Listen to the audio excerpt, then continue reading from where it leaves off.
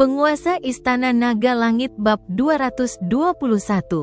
Chen Ping berencana menunggu sampai dia pergi ke pulau tanpa nama pada tanggal 15 Juli untuk melihat peluang besar apa yang ada sebelum mengatakan apapun.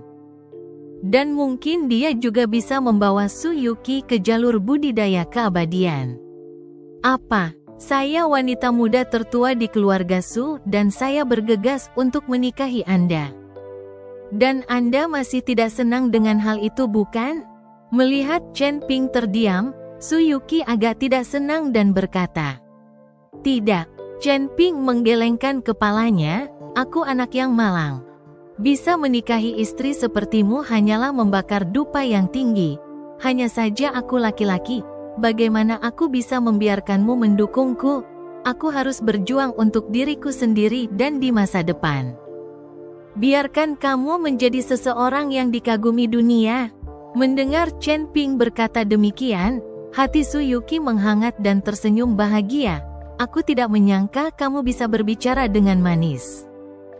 Tapi kamu tidak perlu bersusah payah.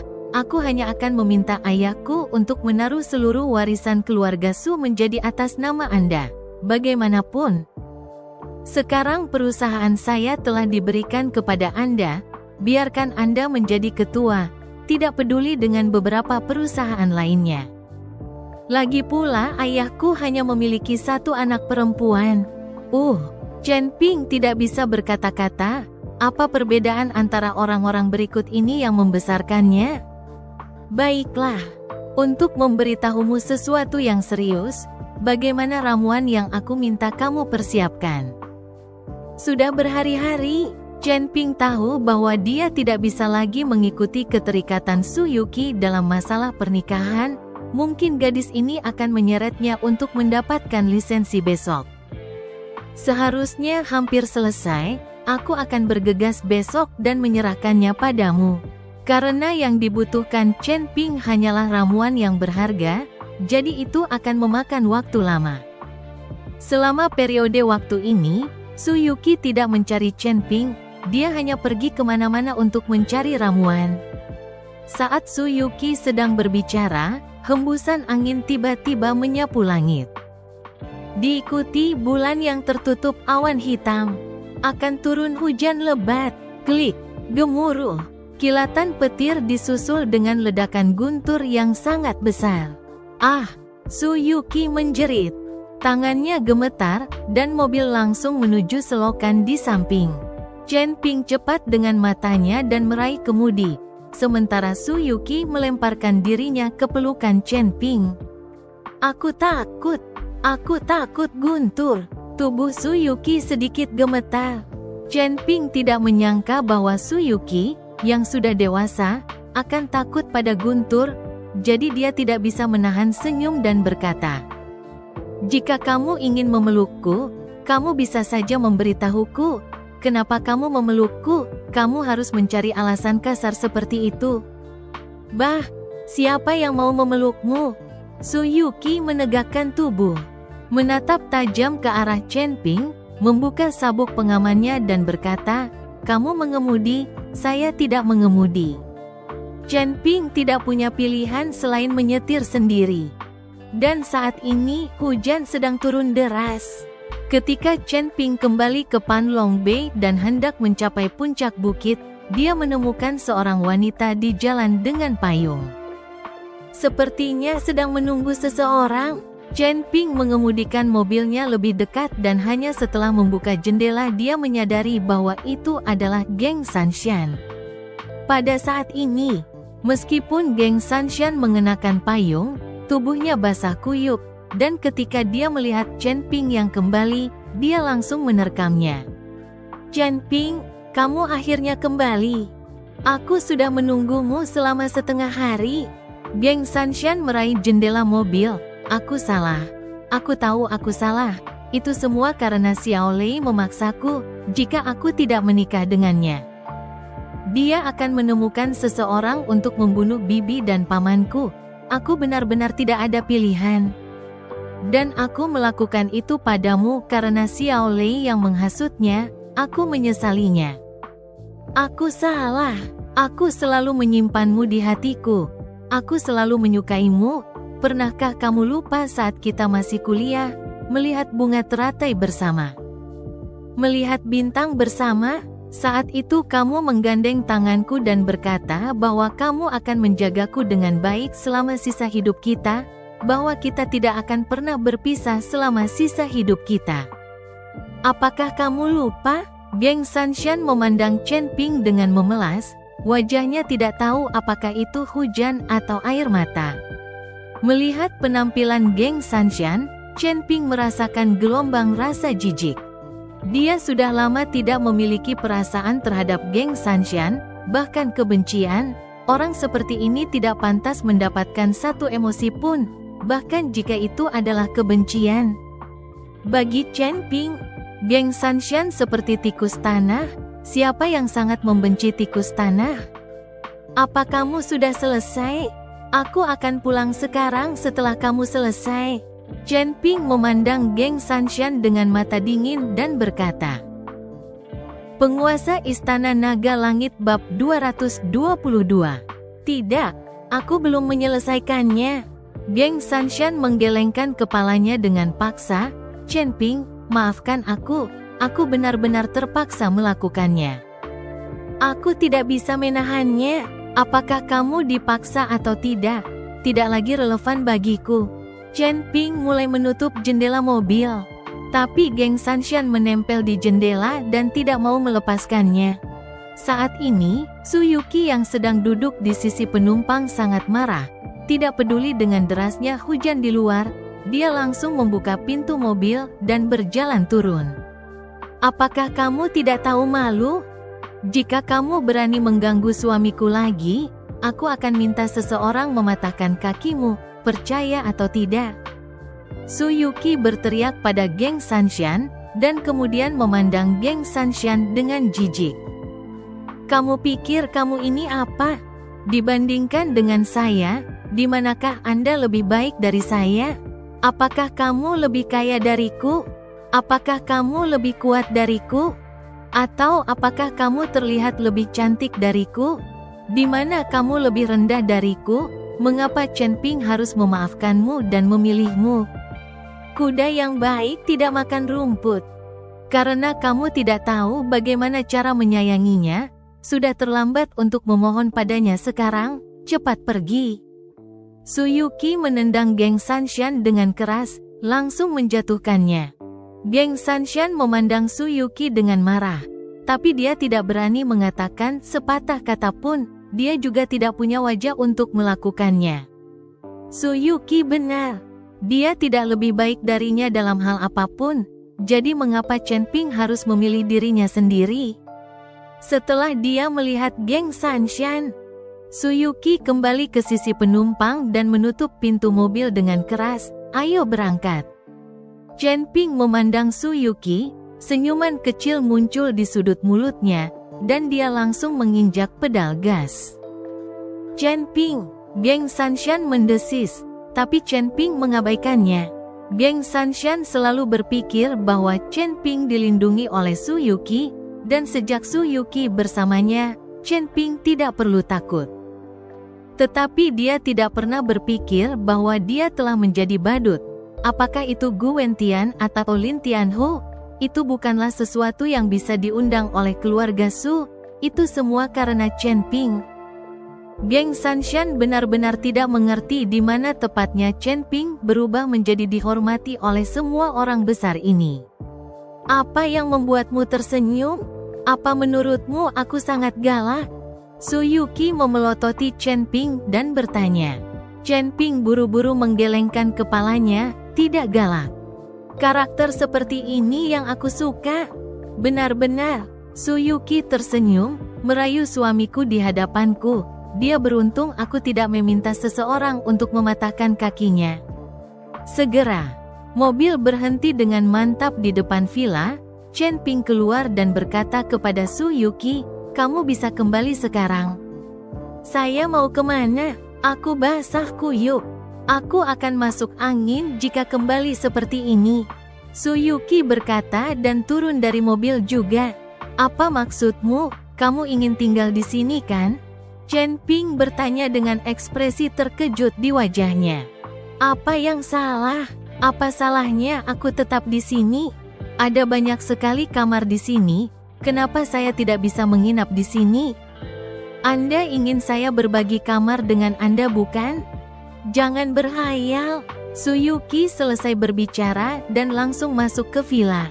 Chen Ping melihat ke belakang Su Yuqi, wajahnya tidak berdaya untuk beberapa saat, tetapi di dalam hatinya, dia sudah bersemangat. Meskipun dia telah menjadi seorang kultivator abadi, dan meskipun hatinya telah banyak berubah, Chen Ping tetaplah seorang laki-laki. Pria normal, jadi apa yang diinginkan pria? Dia juga menginginkannya. Chen Ping, ini sudah larut malam dan hujan deras, dari mana saja kamu? Mendengar suara pintu terbuka, suara Tang Honying terdengar khawatir.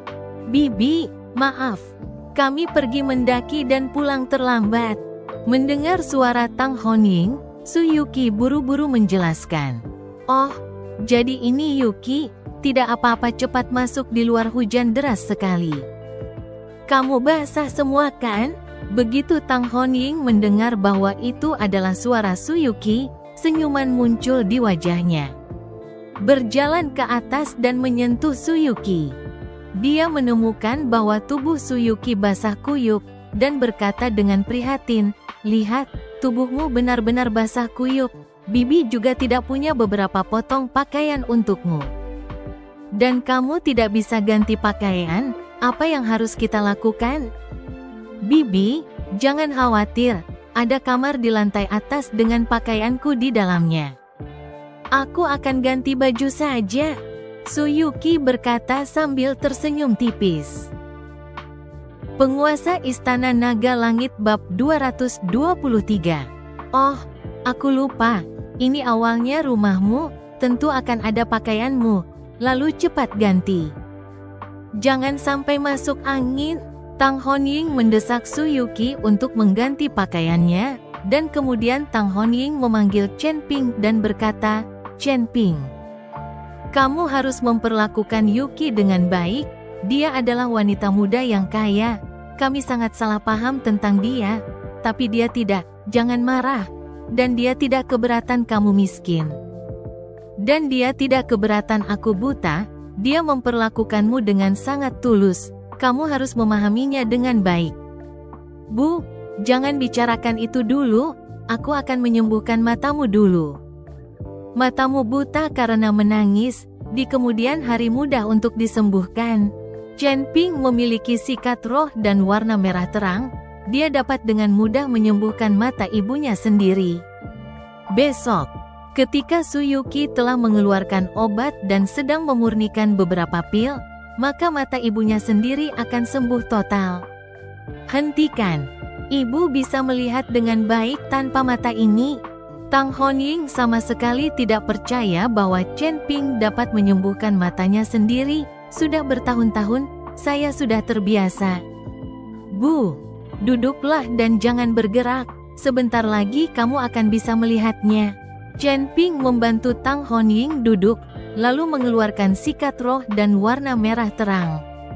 Mata Tang Honying terbuka saat ini, tetapi matanya tidak bersinar, dan dia hampir tidak bisa melihat bola mata hitam di matanya. Chen Ping mengambil sikat roh, menarik napas sedikit, dan dengan lembut mengusap warna merah terang. Ketika ujung pena menyentuh pasir merah terang, aroma samar tercium, dan pasir merah terang benar-benar menghilang, menembus langsung ke dalam pena roh. Baunya enak sekali. Chen Ping, kamu mengambil apa dari atas? Hidung dan telinga Tang Honying sangat sensitif karena matanya tidak dapat melihat lagi. Bu, ini obat roh yang kumohon padamu di gunung. Bisa menyembuhkan matamu, kata mereka pasti bisa menyembuhkan matamu. Chen Ping tidak mengatakan yang sebenarnya kepada Tang Honying. Dia takut Tang Honying akan sulit menerima bahwa dia telah menjadi seorang kultivator abadi untuk sementara waktu. Nak, kamu pasti ditipu, itu semua penipuan uang. Beraninya kamu mempercayainya. Tang Honying menggerutu pada Chen Ping, tetapi tidak bergerak sedikit pun. Jauh di lubuk hatinya, Tang Honying masih memiliki sedikit fantasi bahwa ramuan yang diminta Chen Ping benar-benar dapat menyembuhkan matanya. Siapa yang tidak ingin melihat dunia penuh warna ini? Meskipun Chen Baoguo telah membawanya ke seluruh gunung dan menjelaskannya kepadanya dalam 2 hari terakhir, itu tidak terlalu mengejutkan seperti melihatnya dengan matanya sendiri. Tang Honying terutama ingin bertemu Su Yuqi saat ini, untuk melihat seperti apa rupa calon menantunya. Chen Ping mengambil pena roh dan dengan lembut mengusap mata Tang Honying. Bu. Mungkin awalnya akan sedikit sakit, jadi bersabarlah. Setelah Chen Ping selesai berbicara, dia mengusap mata Tang Honying yang lain lagi. Ah, Tang Honying menjerit dan menutup matanya rapat-rapat, ekspresinya agak suram dan menyakitkan. Mendengar pekikan Tang Honying, Chen Baoguo, yang semula tertidur di dalam kamar, keluar dengan mengenakan pakaiannya. Chen Ping, ada apa dengan ibumu? Chen Baoguo melihat ekspresi Tang Honying dan bertanya dengan ekspresi panik di wajahnya. Ayah, jangan gugup. Aku sudah memberi obat pada mata ibu, dia akan segera bisa melihat. Chen Ping mengikuti penjelasan Chen Baoguo. Segera, ekspresi wajah Tang Honying perlahan meregang. Dan perasaan menyakitkan itu lenyap. Perlahan, Tang Honying membuka matanya. Saat matanya terbuka, dia melihat wajah penuh harapan dari Chen Ping dan Chen Baoguo, ayah dan anak. Chen Ping, aku benar-benar bisa melihat. Tubuh Tang Honying gemetar karena kegembiraan saat dia mengulurkan tangannya dan dengan lembut membelai wajah Chen Ping. Bu, sudah kubilang aku pasti bisa menyembuhkan matamu. Chen Ping juga sangat gembira ketika dia melihat ibunya bisa melihat. Penguasa Istana Naga Langit Bab 224. Istriku, kamu benar-benar bisa melihatnya? Chen Baoguo sangat terkejut. Tangannya melambai jauh di depan Tang Honying. Bisa melihatnya? Tang Honying mengangguk dengan pelan. Kamu memegang tanganmu di depanku, dan janggutmu. Aku menyuruhmu untuk bercukur hari demi hari. Lihat berapa lama. Chen Baoguo menyentuh janggutnya, wajahnya langsung bersemangat. Pelukan Tang Honying, istri, bagus, kamu benar-benar bisa melihatnya. Chen Baoguo, seorang pria maco, sangat bersemangat saat itu hingga matanya merah. Chen Ping melihat penampilan bahagia orang tuanya, dia juga tersenyum sepenuh hati. Dia belum pernah melihat orang tuanya bertengkar sejak dia masih muda. Meskipun ayahnya sendiri maco dan agak dogmatis, tetapi perasaannya terhadap Tang Honying, Chen Ping bisa melihatnya. Hanya Chen Baoguo yang tidak suka mengungkapkannya. Apa yang kamu lakukan? Anakmu masih menonton. Tang Honying mendorong Chen Baoguo dengan sedikit malu. Hahaha, istriku, aku akan mengajakmu keluar untuk melihat pemandangan, indah sekali. Chen Baoguo tertawa dan menarik Tang Honying keluar melihat pemandangan dari puncak gunung. Ada apa? Membuat kalian sangat bahagia? Su Yuqi telah berganti pakaian putih dan berjalan turun. Tang Honying mencari suaranya, ketika dia melihat Su Yuqi, seluruh tubuhnya membeku. Dia telah membayangkan penampilan Su Yuqi berkali-kali, lagi pula, dia adalah seorang wanita berusia belasan tahun, dan dia berbicara dengan indah, jadi dia pasti cantik. Tetapi pada saat ini, Tang Honying membeku, saat ini dia memandang Su Yuqi, lebih dari cantik seperti peri. Yuqi, kamu sangat cantik. Tang Honying tidak bisa tidak memuji. Di lantai bawah, Su Yuqi mendengar pujian Tang Honying dan tidak bisa menahan diri untuk tidak terkejut. Bibi, kamu bisa melihat ya? Yah, aku bisa melihatnya. Aku pernah membayangkan betapa cantiknya kamu. Tapi sekarang aku melihatnya. jauh lebih cantik dari yang kukira. Itu hanyalah peri," kata Tang Honying sambil melangkah maju dan meraih tangan Suyuki. Wajah Suyuki memerah. "Bibi, jangan puji aku seperti itu, aku malu." "Bibi tidak memujimu, kamu terlalu cantik, biarkan Bibi melihatnya baik-baik." Tang Honying memandang Suyuki dengan hati-hati, menyebabkan Suyuki menjadi malu. "Bu, bukankah ayah ingin mengajakmu keluar melihat pemandangan malam? Hanya saja untuk sementara sudah tidak hujan lagi, jadi cepatlah lihat." "Indah sekali," Chen Ping berkata pada Tang Honying. "Jika Tang Honying terus terlihat seperti ini, kurasa Suyuki akan malu." "Ya, saya akan mengajak Anda keluar untuk melihat-lihat. Anda dapat melihat seluruh pemandangan malam Hongcheng dari sini, sungguh indah," kata Chen Baoguo sambil melangkah maju dan menarik tangan Tang Honying. Ketika Tang Honying mendengar ini, dia langsung tergerak dan berkata kepada Suyuki, "Yuki, hari ini sudah terlambat untuk pulang, tidur saja di sini, besok Bibi akan membuatkanmu sarapan." Tang Honying diseret oleh Chen Baoguo. Chen Ping memandang Suyuki dan bertanya, "Kamu tidak benar-benar ingin tidur di sini bukan?" "Tentu saja itu benar." Suyuki mengangguk, "Aku akan ke atas untuk tidur. Ingatlah untuk membangunkanku jika aku tidak bisa bangun besok." Melihat Suyuki menaiki tangga, saat dia semakin tinggi, paha putih Suyuki semakin terlihat. Chen Ping tidak bisa menahan menelan seteguk air liur dan berbalik menuju kamarnya. Dia tidak berani untuk melihat lagi, takut dia tidak bisa menahan diri. Ketika Suyuki melihat Chen Ping berjalan pergi, dia tidak bisa menahan diri untuk tidak berbalik dan cemberut dengan marah. "Dumba." Dini hari berikutnya, Chen Ping masih tenggelam dalam kultivasinya. Setelah memiliki cakram bintang 7, kecepatan kultivasi Chen Ping jauh lebih cepat. Setelah menunda kultivasinya selama ini, Chen Ping harus mengejar ketinggalan. Hanya ketika kekuatannya meningkat, Chen Ping menuntut lebih banyak sumber daya dari segala jenis. Sepanjang malam, kekuatan yang tersimpan di dalam Seven Star Disk, sebagian besar energi roh telah dikonsumsi, sementara kekuatan Chen Ping tidak meningkat banyak. Akhirnya tidak sebagus Lingzi yang berdaging. Penguasa Istana Naga Langit Bab 225. "Bangunlah, matahari terlalu malas untuk mencapai pantatmu." Suyuki mengetuk pintu kamar Chen Ping dengan keras. Saat itulah Chen Ping menghirup udara pagi dan membuka matanya.